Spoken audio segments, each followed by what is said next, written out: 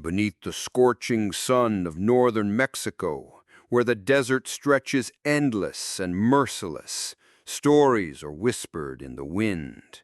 They speak of merchants who never returned, of travelers swallowed by the sands, and of a house that stood alone, waiting. This is not just a tale of hunger or survival. It is a legend of greed, cruelty, and shadows that refuse to rest. Tonight, we bring you the story of the Vega Sisters, a story that begins with the promise of shelter and ends with 41 graves hidden beneath the desert soil. In the arid landscapes of Coahuila, where the desert stretched mercilessly beneath the scorching sun, there stood a gray stone house that seemed to have sprung from the earth itself. It was the year 1859, and Mexico was still recovering from the wounds left by the War of Reform. In that forgotten corner, the house of the Vega cousins was known for offering lodging to merchants traveling along the route between Saltillo and Monclova. Emilia and Constanza Vega, women with stern faces shaped by the harsh northern climate, had inherited the property after the death of their parents. The arrival of the war had brought difficult times, but the cousins had found in lodging a way to survive in that desolate region. "It is the only inn within 50 kilometers," travelers used to say, "an oasis in the desert for those of us carrying goods to the north." That March afternoon, Ignacio Fuentes stopped his cart in front of the stone house. The fabric merchant carried with him a valuable cargo from the capital, imported silks destined for the wealthy families of Monclova. "Is there a room available for tonight?" he asked as he unloaded his belongings. Constanza, the elder of the cousins, welcomed him with a faint smile that never reached her dark eyes. "Of course, sir. We have the best room ready for you." The austere but clean house smelled of dried herbs and beeswax. The thick walls kept the interior cool despite the suffocating heat outside. In the kitchen, Emilia prepared a pot of beef stew that simmered slowly over the fire.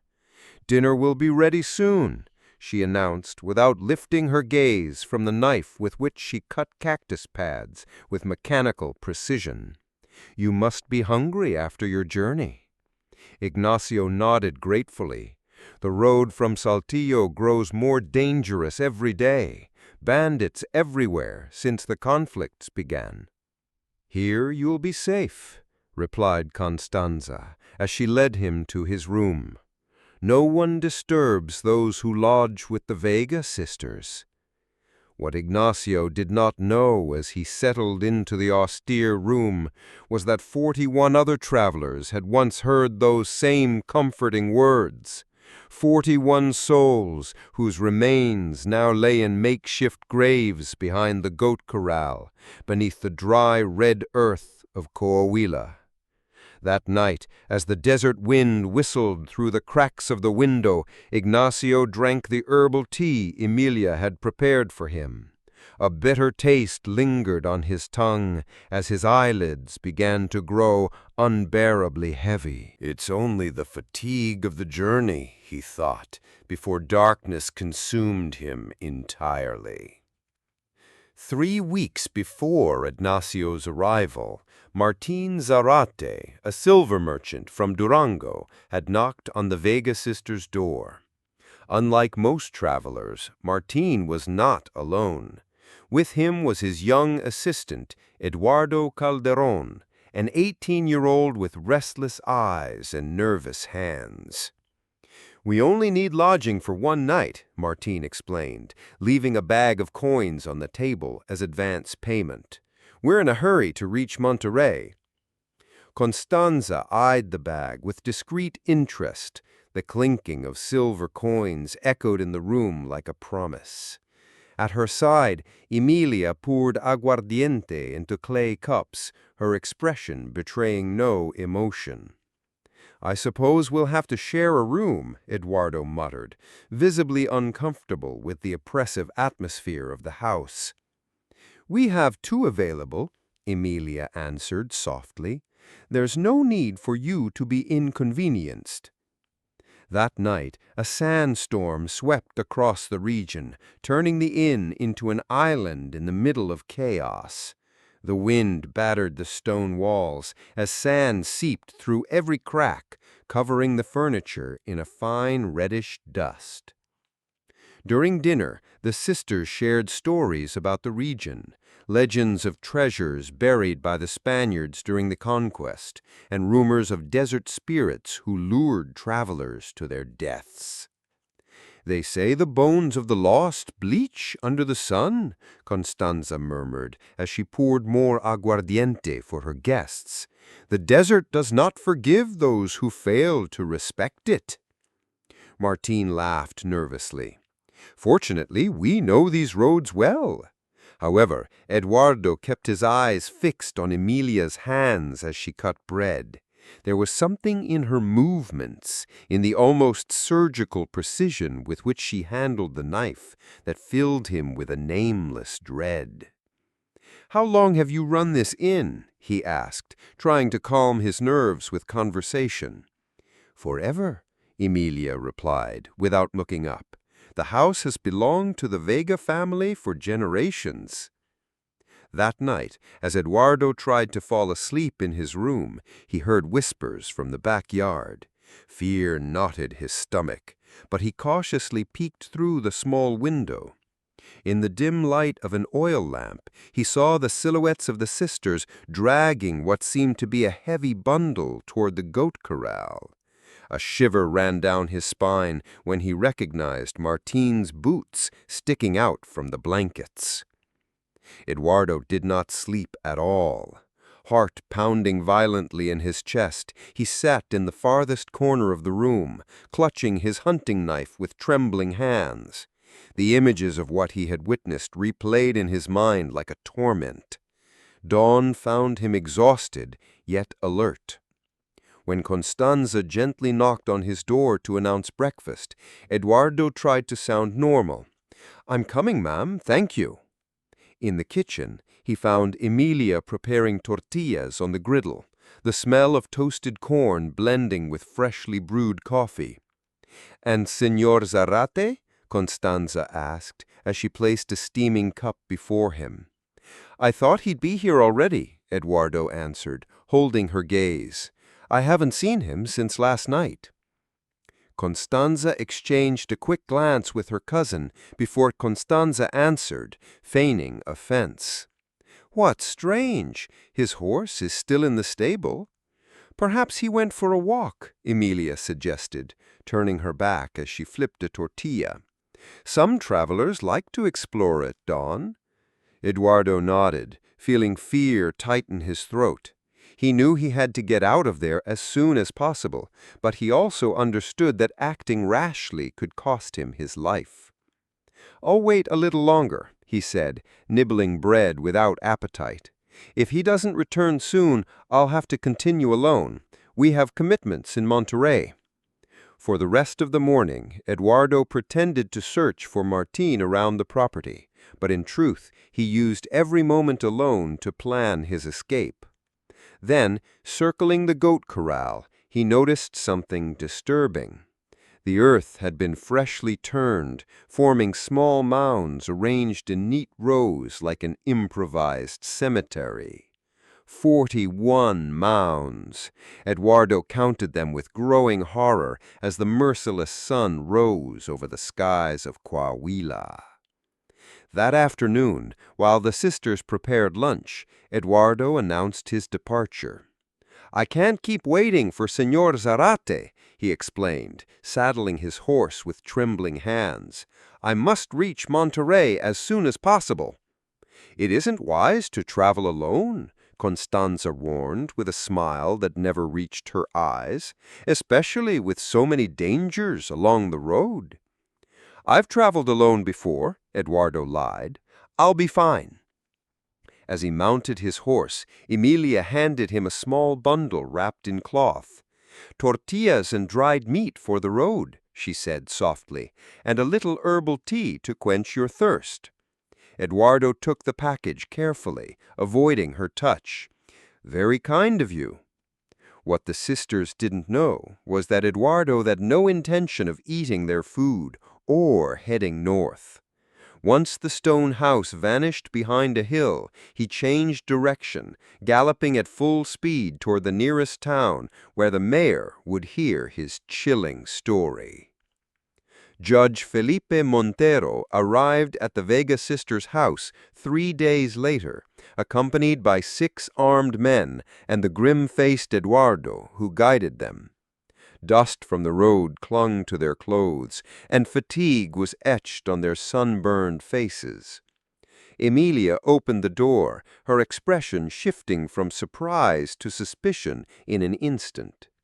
"How can I help you, gentlemen?" she asked, wiping her hands on her apron. "We are the authorities of Monclova," replied the judge, dismounting from his horse. "We've come to ask some questions about the travelers who stay here." Constanza appeared behind her cousin, her face impassive. "I don't know what you mean, Señor Juez. We're simple women who offer shelter to the weary." "Eduardo Calderon tells a different story," Montero said sternly. "He has spoken of his missing companion and of certain discoveries on your property." The sisters exchanged an almost imperceptible glance before Constanza answered, feigning offense. "If you mean Señor Zarate, he left at dawn without saying goodbye. It is unusual for travelers to depart early to make use of the cool hours." The judge gestured to his men, who began surrounding the property. "You won't object if we search the place, I assume?" It wasn't a question, and the women knew it. Emilia pressed her lips into a thin white line, while Constanza maintained her mask of offended dignity. "Go ahead, we have nothing to hide." For hours, the men searched every corner of the house. They found belongings that Eduardo identified as Martin's, his silver pocket watch hidden under the kitchen floorboards, his travel diary locked in a trunk beneath Constanza's bed. But it was behind the corral that horror revealed itself in full. Following Eduardo's directions, the men began digging into the small mounds of earth.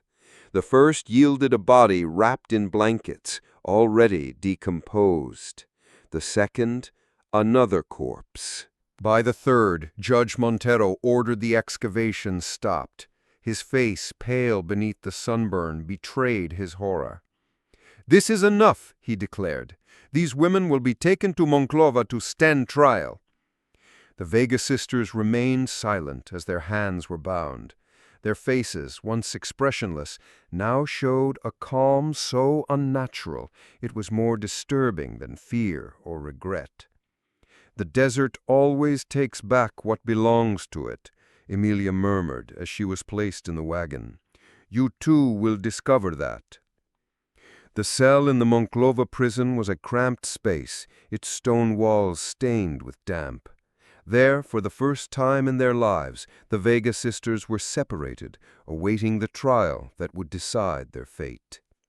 The case had shaken the local population, and rumors about the witches of the desert spread like wildfire. Father Jeronimo Acosta, a Jesuit priest with a kind face but piercing eyes, requested permission to visit the prisoners. As a man of God, he believed in the redemption of souls, even those seemingly lost to darkness. "I've come to hear your confession," he announced as he entered the cell where Constanza Vega sat on a straw mat, her gaze fixed on the barred window. "I have nothing to confess, Father," she replied without turning to look at him. "What we did was necessary." The priest sat on the only stool in the cell, placing it before her. 41 lives, my child. 41 souls sent to eternity before their time. How can that be necessary?"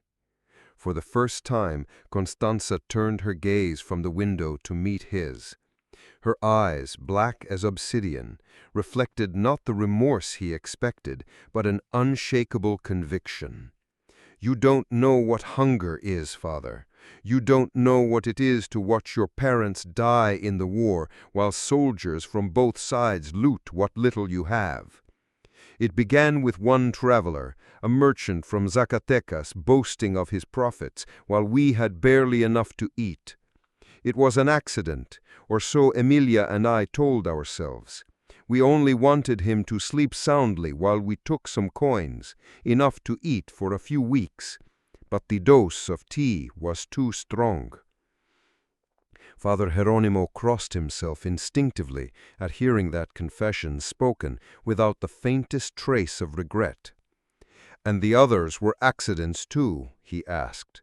Constanza's lips curled into a smile that chilled his blood. "The second was a decision. He carried jewels hidden in his coat seams.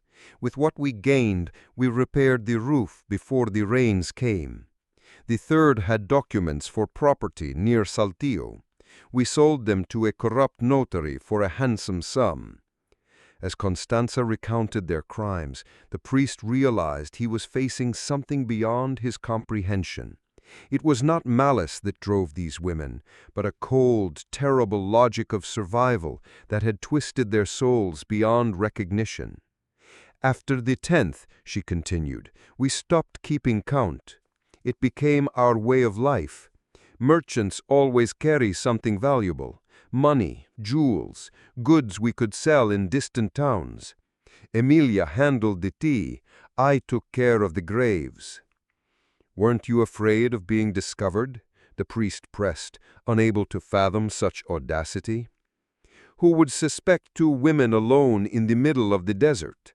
Travelers disappear here all the time. Bandits, Indians, the desert itself. There are thousands of ways to die in Coahuila." Meanwhile, Judge Montero examined the belongings confiscated from the Vega house. Among them was a small leather-bound notebook with Emilia Vega's neat handwriting. "It's a sort of diary," explained the scribe. "It begins in 1853, shortly after their parents' deaths." The judge adjusted his glasses and began to read. The early entries describe two young orphans struggling to survive during civil war, pages filled with hunger, fear, and despair. But gradually the tone darkened. "April 23, 1953. Today we buried father beside mother. Fever took him in 3 days. Constanza says we must be strong now, that we only have each other. The house feels empty without them. The few neighbors left promised to help, but all are suffering from the war. No food, no work, no hope." May 17, 1853. "Soldiers passed today. They took our last chickens and what little maize we had. Constanza confronted them, and one struck her. I had never seen so much hatred in her eyes. When they left, she said something that chilled me. Someday we will be the ones who take, not them."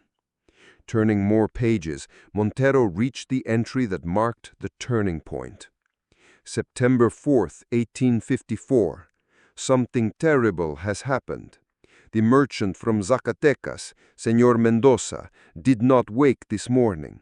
Constanza says it was the poppy tea. The dose was too strong. We only wanted him to sleep soundly so we could take some coins, enough to eat for a few weeks. Now his body lies behind the corral.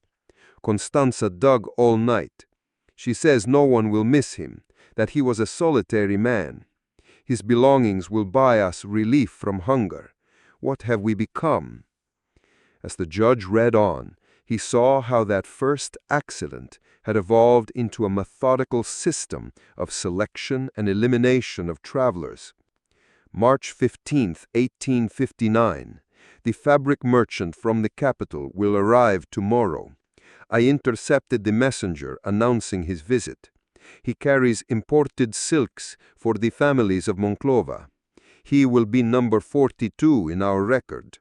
I've prepared a special infusion of datura and poppy. The taste will be masked with mesquite honey." The judge closed the diary, a chill running down his spine despite the scorching afternoon heat. What had begun as an act of desperate survival had turned into a macabre enterprise executed with cold efficiency by women who had long since lost their humanity. The trial of the Vega sisters became the most talked-about event in Monclova's recent history.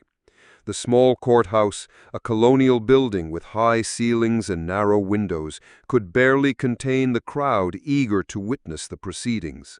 Journalists from Saltillo and even Mexico City traveled to cover the case of the Coahuila murderesses. Seated before the tribunal, Emilia and Constanza kept the same impassive expression they had worn since their arrest. Dressed in simple black dresses provided by the authorities, they looked like two immobile crows amid the general commotion. Represent them attempted to argue that the extreme circumstances of war and poverty had driven the accused to acts they would never have considered otherwise. The Civil War destroyed our country and left many in utter misery, he explained. These women, orphaned and abandoned, resorted to desperate measures in order to survive. His argument, however, lost strength against the evidence of premeditation and the continuation of crimes for years, long after the immediate need had passed. When the judge asked the accused if they wished to make a statement before the verdict, it was Constanza who stood up. Her clear, firm voice resonated through the suddenly silent room. "We do not ask for mercy, Señor Juez. What we did knowingly. In this world there are only two kinds of people, those who take and those who are stripped of everything. For too long, we were the ones who lost everything. We simply decided to change our fate." A collective shiver ran through the audience at those words, spoken without a trace of remorse. The verdict was unanimous, guilty on all charges. The sentence matched the gravity of the crimes, capital punishment. "Emilia and Constanza Vega," the judge pronounced solemnly, "shall be executed at dawn next Sunday in the main square of Monclova as a warning to those who might harbor similar intentions." As the sisters were escorted back to their cell, an old man in the crowd crossed himself and whispered to his neighbor, "Not even death will wash away the stain they have left upon our land. There are sins that not even the desert can erase." On the eve of the execution, a sandstorm swept across Monclova with a fury many interpreted as an evil omen. The wind howled through the narrow streets, tearing tiles from roofs and battering windows, while sand seeped through every crack as though searching for something or someone. In the prison, the Vega sisters were allowed to share a cell for the last time, a concession from the warden, who believed that not even the worst criminals deserved to face their final night in this world alone. Father Geronimo had returned, determined to offer one last chance at redemption to the condemned women. By the flickering light of an oil lamp, he listened as Emilia, for the first time since her arrest, decided to speak. "Our mother taught us about the herbs of the desert.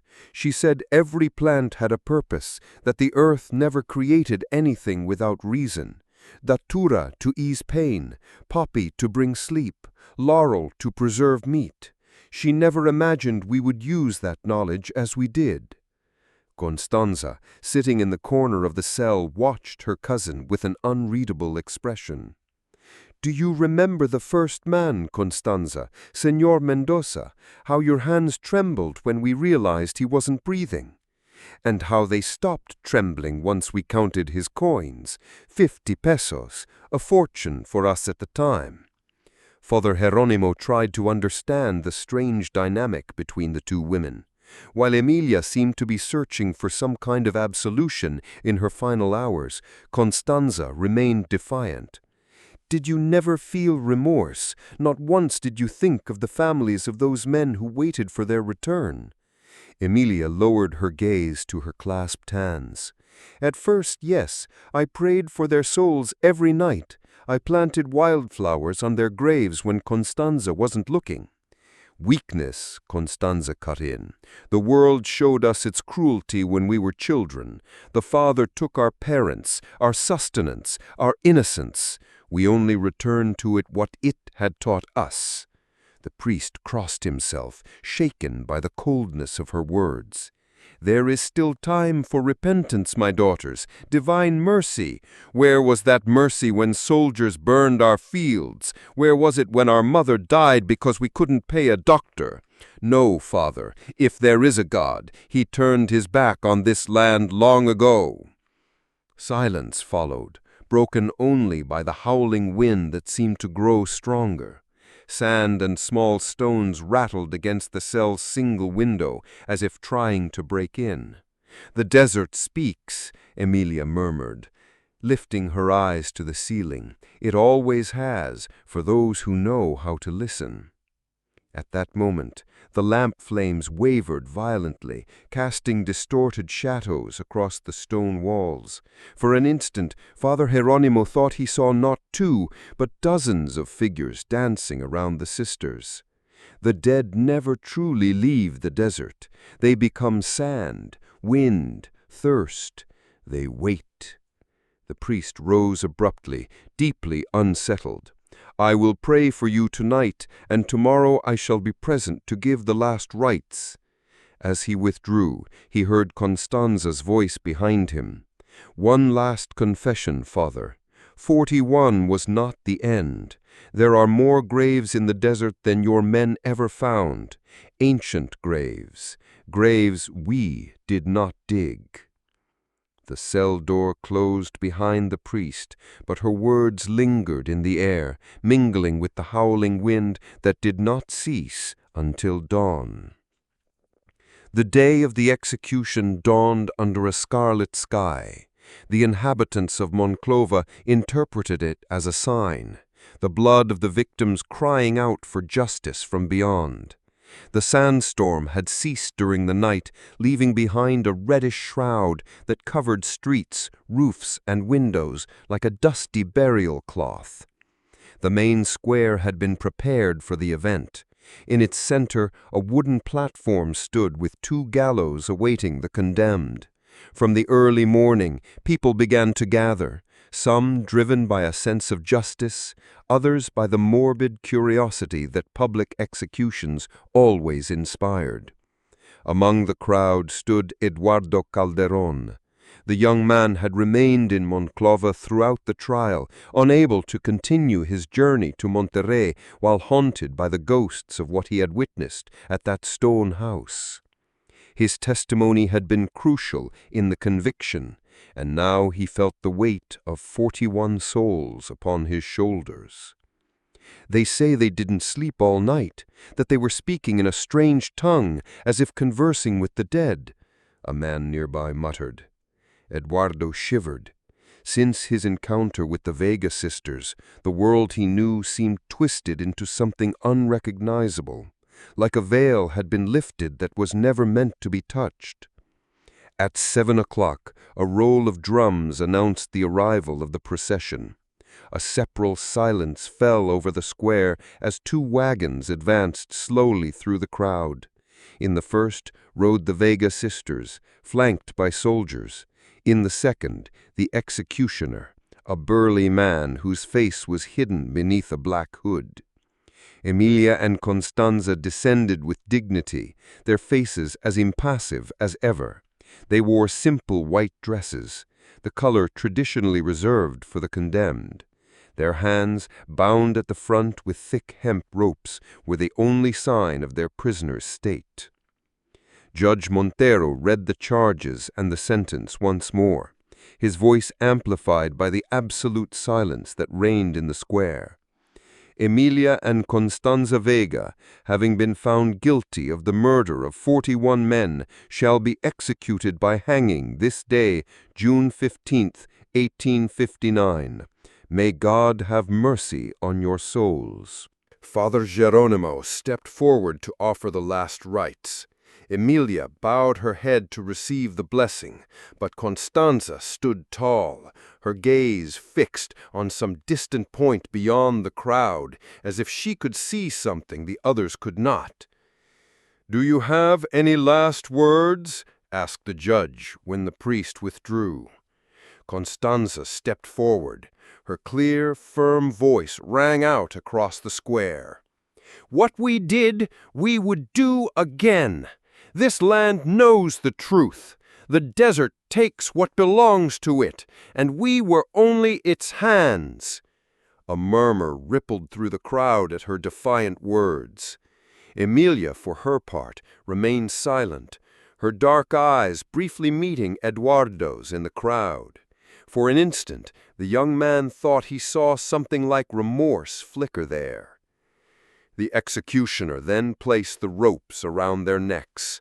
The drums rolled again, marking the solemn rhythm of the macabre ceremony. The sun, now fully risen, bathed the scene in a reddish glow that heightened its unreal atmosphere. Then something strange happened. A sudden wind rose in the square, lifting whirlwinds of sand that seemed to dance around the platform. Some later swore they saw human figures forming in those eddies, shapes of men that appeared and vanished in seconds. The judge gave the signal, and the trapdoors opened beneath the Vega Sisters' feet. 2 bodies dropped, 2 ropes went taut, and the fate of the murderers of Coahuila was sealed forever. Or so everyone believed. 6 months after the execution of the Vega sisters, the stone house on the edge of Coahuila still stood, solitary and ominous against the desert landscape. No one had claimed the property, and the few travelers who passed along the route between Saltillo and Monclova preferred to sleep under the open sky rather than spend a night in that cursed place. The authorities had exhumed all the bodies from the improvised cemetery behind the corral. 41 men, identified through belongings, documents, or the testimony of their families.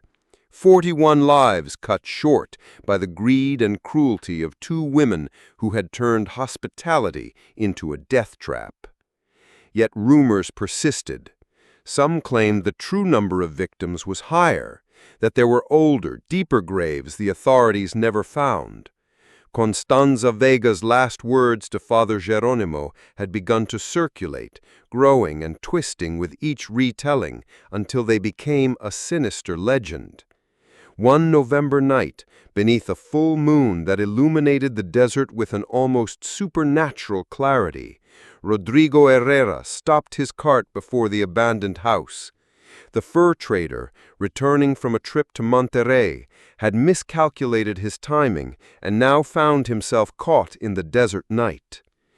Just until dawn, he told himself as he unhitched his horse. Better a roof, even a cursed one, than to face the coyotes out in the open. The interior of the house remained nearly intact. The authorities had confiscated valuables and documents, but the furniture, utensils, even the beds were still in place, as if waiting for their owner's return. A fine layer of reddish dust covered everything, giving the atmosphere a ghostly quality, heightened by the silver light filtering through the curtainless windows. Rodrigo lit a small fire in the hearth and spread his blanket beside it. Yet despite the flames, a strange chill seemed to seep from the very walls. As he chewed a piece of dried meat, he couldn't help but imagine how many men like him had once dined in that same room, unaware of the fate that awaited them. "Nonsense," he muttered to himself, trying to banish the dark thoughts. "The witches are dead, and well dead." But a little after midnight, the wind began to rise. At first it was a faint whisper, then a whistle that seemed to form words in some forgotten tongue. Sand rattled against the windows like impatient fingers demanding entry. Rodrigo awoke with a start. The fire had dwindled to embers, casting dancing shadows across the walls. In a moment of confusion, he thought he saw two female figures moving in the kitchen's half-light. "Who's there?" he called, leaping up and drawing his knife. No one answered, yet the sound of boiling water and the clink of cups reached his ears. A sweet, herb-like aroma filled the air, reminding him of the remedies his mother used to prepare when he was a child. Heart-pounding, Rodrigo stepped into the kitchen. It was empty, but on the cold, unlit stove sat a steaming teapot, and beside it, two clay cups arranged as though waiting for a guest. The merchant staggered back in horror. It was impossible. No one had entered. He himself had bolted the door. And yet the evidence of a presence was undeniable. Then came the voices. Two women conversing in the adjoining room. The words were indistinct, but their tones unmistakable. One soft and melodious, the other firm and commanding. "They're not real," Rodrigo told himself, pressing his hands to his ears. "It's only the wind, just the wind playing tricks." But when a cold hand touched his shoulder, he knew it was no illusion. Slowly he turned and faced the impossible. Emilia and Constanza Vega were there, as real as the stone walls surrounding him. Their necks bore the dark marks of the ropes, yet their eyes gleamed with the same intensity Eduardo Calderón had once described. "Welcome to our lodging, señor," Emilia said, in that same soft voice that 41 men had heard before slipping into eternal sleep. Constanza held the steaming teapot, her smile as cold as death itself. "The desert always claims what belongs to it, Señor Herrera, and we are its faithful servants."